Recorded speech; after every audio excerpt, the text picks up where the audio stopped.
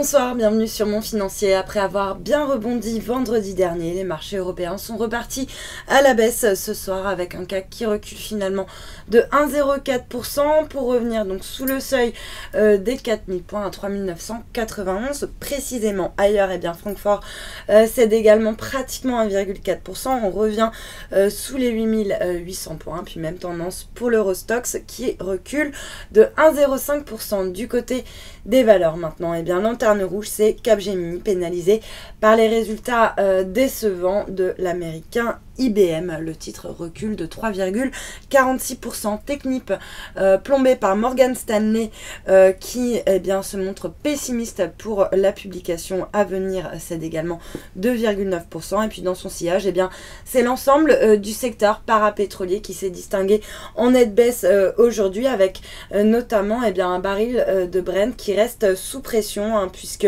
il se négocie sous le seuil des 85 dollars. À noter donc que Total, première capitalisation du CAC, redonne 2,75%.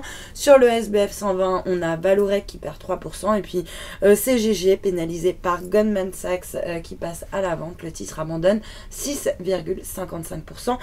Ce soir, Lafarge, en revanche, parvient à se distinguer dans le vert alors que plusieurs consortiums seraient en lice pour acheter les cimenteries qui sont mises en vente dans le cadre de sa fusion avec Holcim. Et puis sur le SBF 120, Tarkett qui a réussi à protéger ses marges au troisième trimestre malgré un environnement particulièrement difficile et une baisse de chiffre d'affaires. Le titre bondit de 6,2% ce soir, signe que le marché a apprécié la résistance des marges. Et puis lanterne rouge du SBF 120 ce soir, c'est Bolloré qui recule de 11,5% en réaction à l'offre publique d'échange qui a été annoncée par Bolloré sur le groupe publicitaire Havas qui clôture d'ailleurs en hausse de 1,4% ce soir. Et puis sur le marché d'échange, relativement peu de mouvements ce soir. Un euro qui se redresse par rapport au dollar. On est autour des 1,27,8. Il est plutôt bien orienté également